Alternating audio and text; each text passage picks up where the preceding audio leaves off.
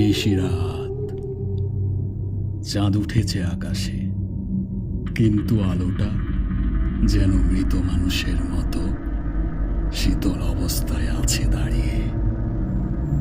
আমি হাঁটছিলাম একা একা বিষণ্ণ মনে শহরের শেষে, সেই পুরনো রাস্তা ধরে, যেখানে বাতাসও ঢুকতে ভয় পায়, যেখানে কখনো কোনো মানুষ যেতে চায় না, কারণ ওখানে যেই যায় আর কখনো ফিরে আসে না, যেন অভিশপ্ত সীমান্তের এক জলজান্ত নিশানা।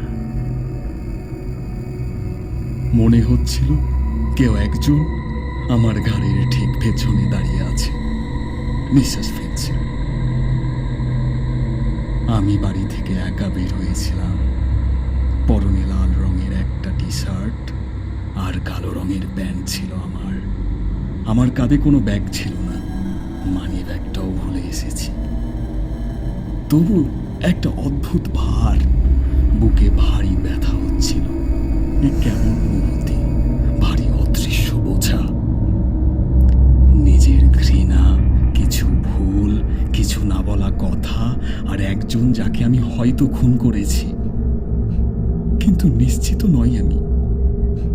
আমার তো রক্ত দেখলেই ভয় হয়, ভীতিকর অবস্থা তৈরি হয়। তবু আমি হাঁটছিলাম, যেন কোথায় যেতে হবে আমাকে, অথচ সত্যি যাবার কোনো জায়গা নেই আমার। হঠাৎ মনে হলো কেউ যেন আমার পিছনে পা ফেলছে, চুপি চুপি নিঃশব্দে। আমি দাঁড়ালাম, আমার গায়ের পশমগুলো যেন শিরশির করে দাঁড়ালো। পেছনে তাকালাম, কেউ নেই।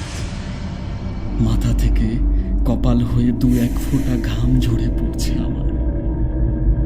আবার হাঁটলাম, হাঁটছি, আবার সেই শব্দ আমার কানে ভাসছে। আমার হৃদপিণ্ডটা ধাপ ধাপ আওয়াজ করছে, ধীরে ধীরে ভারী হয়ে আসছে।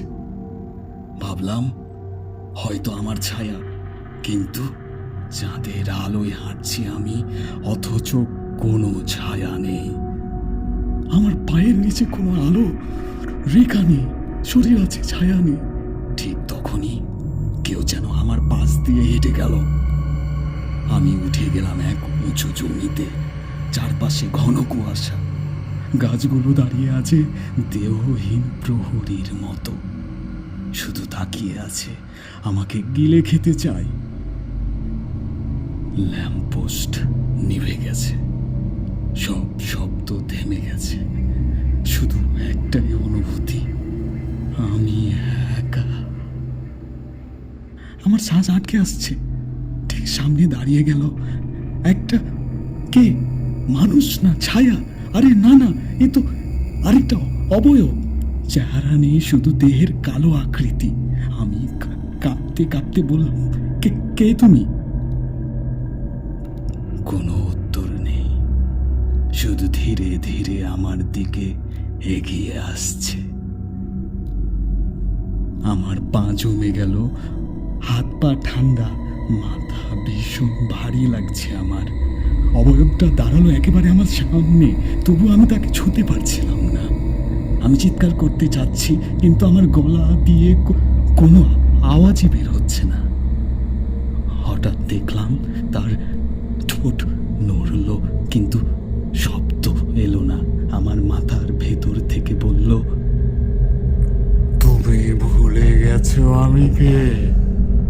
আমি সেই তুমি যাকে তুমি খুন করেছিলে।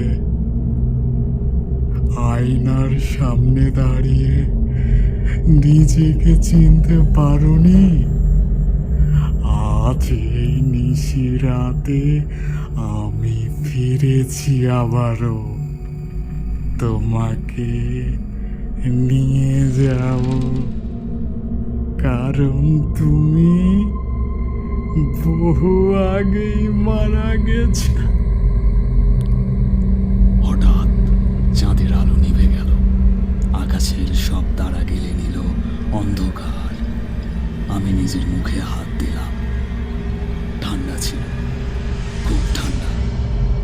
চারপাশে মৃত প্রকৃতি, আমি দাঁড়িয়ে আছি তার মাঝে, কিন্তু শরীর অনুভব করতে পারছি না কোনোভাবে। আমার দেহ আছে, তবে ছায়া নেই। আর সে অবয়ব হাত বাড়ালো আমার দিকে।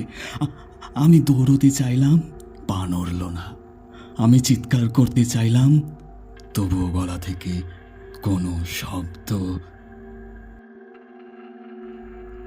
পরের দিন সকালে পুলিশ খুঁজে পেল এক মৃতদেহ, সেই পুরনো শহরের শেষ প্রান্তে। মাথায় কোনো আঘাত নেই, কিন্তু মুখে জমে থাকা প্রচণ্ড ভয়ের ছাপ। কেউ বলল, লোকটা মনে হয় হার্ট অ্যাটাক করে মারা গেছেন। অন্য একজন বলল, আরে না না, আত্মহত্যা করে মারা গেছেন।